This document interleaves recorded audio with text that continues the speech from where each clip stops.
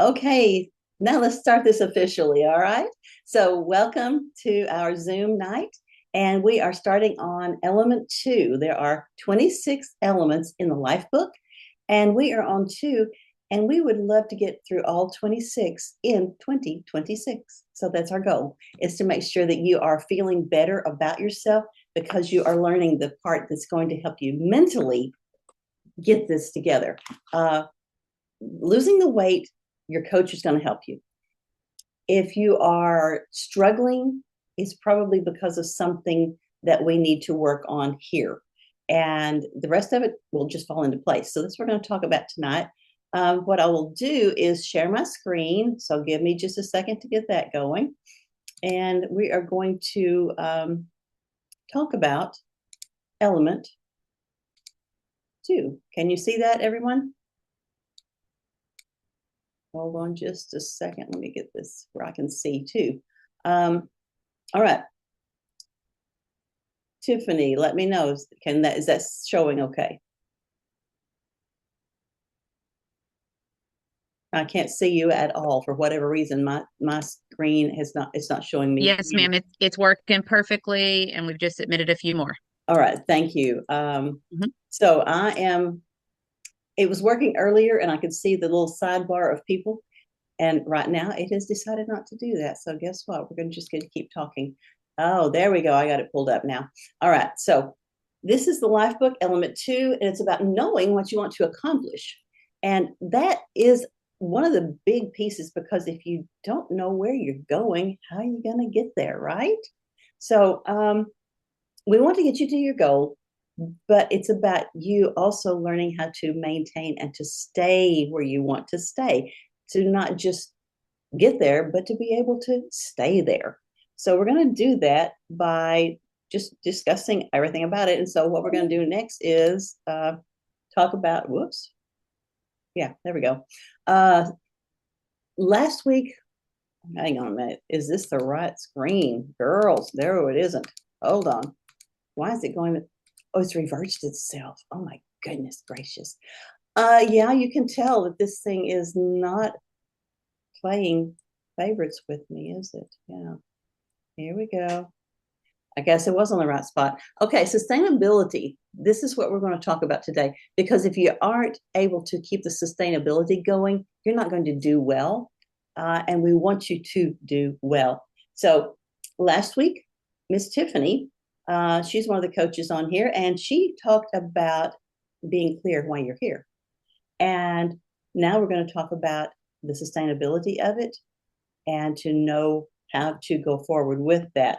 And people might say, well, what does it mean about the sustainability? Well, it's doing things step by step to make sure that you're ready to go. So if you don't know how to sustain something and you can't do it step by step, then you're not going to be able to have a lifelong transformation because it becomes a diet. Now, we can lose weight. That's what diets do. But as soon as you go off the diet, you get it back. It just gradually creeps back on. This is going to help you to be where you can maintain and keep it and sustain it lifelong. And we wanted to be there for you to make sure that you really know what you're doing. We're going to delve into it in a little bit. I'm going to ask you some questions that you have to really do some thinking about. So we don't want to call it a diet. It is not. This is a lifestyle change. And so, yeah, I'm reading. I've got some notes here because you know me, I'm already flubbing up on this and I would just lose everything. So I'm just letting you know, I have some notes.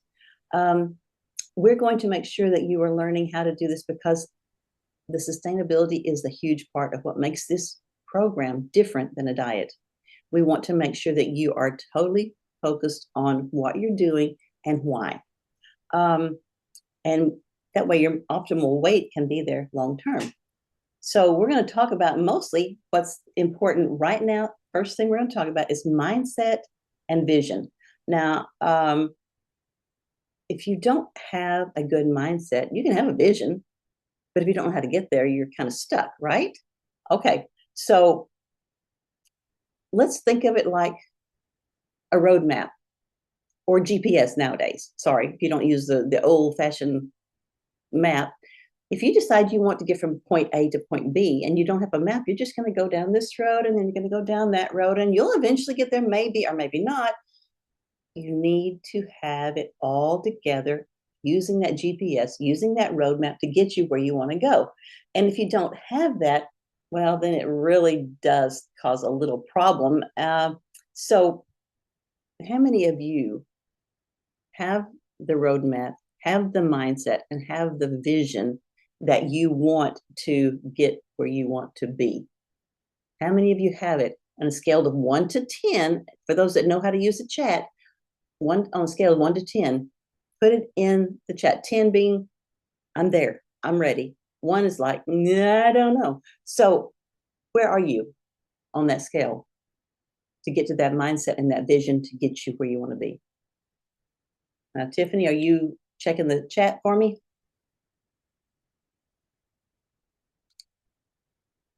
Yes, I am. I'm seeing some 7s and A some lot of 10s tens. and some lot of upper levels. That's good. So those that are way up there, I like that. That tells me you know what you want to do and you're ready to make it happen, right?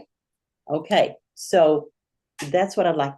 That's what I like to hear. So when Dr. A started doing this, he realized that if you don't have that mindset, you have a diet. And that's why he said this is a lifestyle change.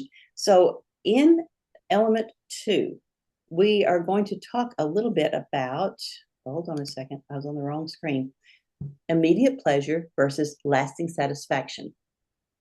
Now, when you think of those two things, you're thinking, well, there's not much difference in it, but really there is, because one of his examples, and it's on page 54, he talks about a tub of ice cream. You're sitting down with a tub of ice cream and you're eating right out of the tub. Every bite you put in is immediate pleasure. It's like, oh, I don't want to stop. I don't want to stop. I don't want to stop. The pleasure is instant gratification. And then finally, you decide to set it down, put it away, or maybe throw it away in the trash can because you've emptied the whole thing, and the pleasure's gone. That's an instant pleasure. But is it going to create lasting satisfaction? Or after you finish it, do you go, oh my goodness, what have I done to myself? That's what I used to do, because we are all human. And once in a while, you get in one of those crazy moments and you think, I'm going to eat whatever I want to. And then after you do it, you go, oh my goodness, what have I done? It's an immediate, instant pleasure that you're reaching for. It's not sustainable, but lasting satisfaction is. So let's think of it this way. Let's say you've been at work, you've worked hard all day long, and now you come in and you're exhausted and you want to just lay down on the couch, grab 2 snacks, turn on the TV, and just veg.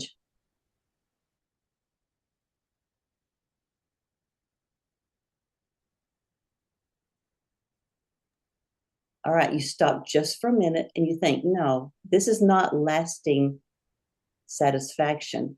This is just a quick nap or whatever.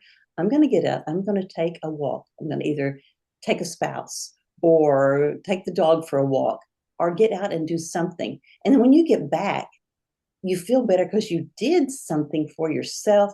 And it is a lasting satisfaction because you know it's going to help you in the long run to be stronger, to be healthier, because you got up and you did something that was good for you instead of vegging on the couch. So there is the difference between immediate pleasure, eating that tub of ice cream, which we don't need, or lasting satisfaction. And that's what we do with these programs, whether you're on the 5-in-1, the 4-in-2, the 3-in-3, or any other multitude of plan flexes that we can put together for you. Those things, what you're eating, is going to give you long lasting sustainability and satisfaction because you're getting to your goal. You are learning mentally and physically what helps you to feel better. You're helping yourself every time you eat one of these items. You are going to be feeling better. Your metabolic readings on that scale are changing. You may not see the number, the scale number that we always read for years and years. You may not see it move at all for days, but you're seeing everything else moving. Hydration's better. Muscle mass is growing. Bone structure is heavier, stronger. You're seeing all those changes. Those markers are creating better health inside that the scale never shows us. All you're seeing there is a number. We're not made to be just a number. We are not. So, all right, sorry. I could talk about this all day. What will bring you lasting fulfillment? What will bring you what you're wanting? And what do you want your future to look like? That's what we're going to discuss right now. So, if you think about it, thinking back to what I was talking about at the food stuff and the nap and the walking and all that, there's a difference between the pleasure principle and lasting fulfillment. The pleasure principle is the ice cream. I'm going to have it because I want it. I'm going to have it now. It's not lasting. Lasting fulfillment is like, I know I'm going to eat this one thing and I don't see a change right now, but I know in the future, everything's going to change. We were talking to the ladies just before we started. So many have lost 50 or more pounds already. They're feeling amazing. Their energy's high. Their metabolic charts are going the right direction. They're trending the right way. They're feeling amazing. And it all started with eating that first fueling that began this process. Everyone starts the same way with that first fueling, that first glass of water. You can do that. So, what do you want your future to look like? Do you want it to get that immediate pleasure, or do you want to have long lasting, sustainable fulfillment? That's what we need to think about. Okay. So, with that being said, we start with healthy weight management 95% of the time. Most people want to get their weight under control first, but we actually have 6 macro habit, I guess what you call it, micro habits. Sorry, I kept thinking there's got to be another word, but it isn't. It's just 6 macro habits. And we normally start with the weight, but they are all important. So you said you're at a 7 to 10. Most people said 7 to 10 on the healthy weight management. That was our first one that we're working on right now. But you've got healthy eating and hydration, healthy emotion, healthy sleep and energy management, healthy mind, and healthy surroundings. You may not be at a 10 on all of those, but that's okay. You can work on one at a time. When you've got it kind of going well, start putting in one of the others. But you don't have to hit all of them at a 10 at the same time. This is a lifelong thing. When you are working on your health, you are actually doing something every day. You can't say, okay, I'm going to use the 50 pounds because it was mentioned earlier. I've lost my 50 pounds that I want to lose. I'm done. I'm going to sit back and I can go watch TV and eat snacks. No, no, no, no. We can't do that because keeping your health on point is exactly what this is all about. And to do that, you've got to do it every day. It's kind of like laundry. If you don't do the laundry, it's going to pile up and look, well, anyway, you know what it looks like when you don't do the laundry. So if you don't take care of your health every day, are you going to have what you have been striving for so hard to get to? Or are you going to lose what you just got? Think about that and think about going forward, standing still, or going backward. What do you want? And I know that sounds kind of crazy, and I haven't talked long here, but I do have someone else that's coming on. She's been on plan for a while. She's a good friend, and she's going to tell us her take on using the metabolic scale, how she feels about what she's doing, and why she's doing it. I think she's probably got some other things to tell us too. So, Tammy, can you come off mute and hop on in here? Tammy Roscovius. Here I am. Go ahead, Miss Tammy. Tell us Okay. all about it. Okay. I had a little time to prepare for this. So a couple things I wrote down is that when I participated in a couple of the Fat Burn Blitz last fall, I would say that time and during most of my life, the number on the scale was my gauge of how good or bad I was the previous day. Only having that score often led me to poor food choices because I was mad at myself or whatever. They made me feel good. But everything changed when I started the 5-in-1 program. The metabolic way to do it after I weigh, I do look at the number, and one, I'm like, oh, I want it to be, and then if it isn't or is, I look at the categories. The one that I've been after the most is the metabolic age because I want it to be the age I am now or less, and I'm almost there.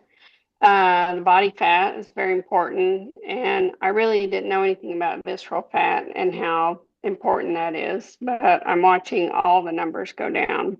And I realized that my long-term health is more important than that tub of ice cream or bite of this or that. And recently, I was at our women's ministry get together and food galore.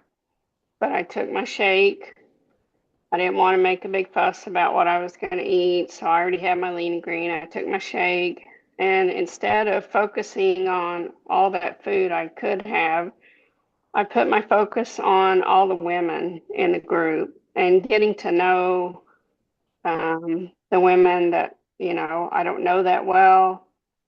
And before I knew it, the night was over, and I was proud of myself. I didn't even have a lick of one thing. And I was fine. I was fine. I was very proud of myself. And that kind of success, it's baby steps. Then the next day, you're like, oh, well, I can do that. It didn't kill me to not eat those foods. In fact, I felt better.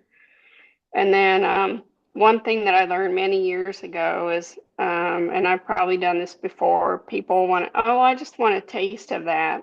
And most of the time it's something we've already tasted. Well, I happen to be in Costco and they happen to have my favorite cookie on sale, Oreos.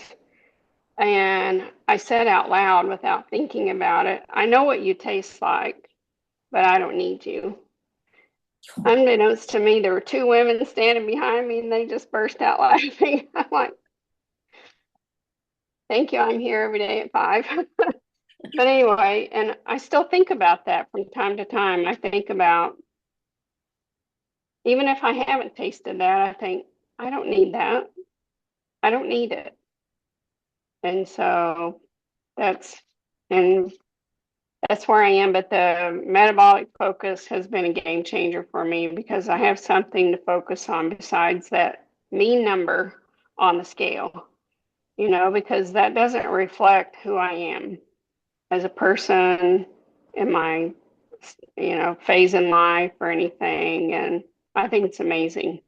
And I look forward to checking each one. I click each one of the categories and I say, okay, where am, oh, I'm almost on average. I'm almost there. I'm almost there. So keep the fight. We're worth it.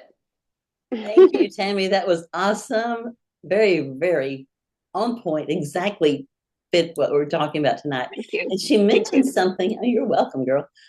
She mentioned something about she said and she didn't have a lick. It made me think of saying that I do a lot with my clients. Stay away from the BLTs. Now, everyone right now is thinking of a bacon, lettuce, tomato sandwich. Oh, no. yeah. Oh, yeah. BLT, bites, licks, and tastes. Yeah. I'm just going to take one bite. I'm just going to lick the beaters.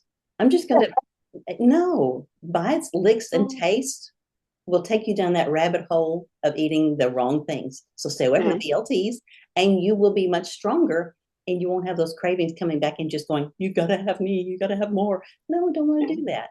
So that is spot on, Tammy. Thank you so much. Thank you. And she mentioned the metabolic scale, those that have a metabolic scale.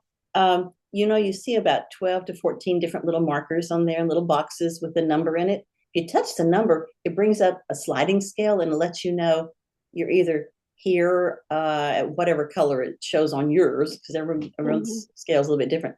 But a certain color is kind of like in the danger zone, like you don't want your visceral fat to be in the red. That's the color on mine. Because red is like, that's not healthy. The visceral fat is what's surrounding and suffocating your organs. We want that to go. And so we've got to work on that. And that's what we are pushing for. My number went down 1 whole point this time. I'm like, yes. So that made me feel good. No bragging, but just happened. But we want the visceral fat to go down. And we want to make sure that you're staying as healthy as possible. But that little scale, you're not going to see it until you touch the number and it pops up and it's a scale and it goes from one color to the other. You want to get to the green. I know green is the good color. It's And when average, you get yeah. in bright green, you know that you have arrived. That's where you want to stay. And so if you're just continuing to watch your numbers, even if you get to your whole healthiest goal and you're there, still get on the scale. You still make sure those numbers are staying where they're supposed to be, because that's just kind of maintaining, keeping you there. And we want to keep you as healthy as possible. Now, we've got a few minutes. Anyone have a question? Come off mute and let's have questions.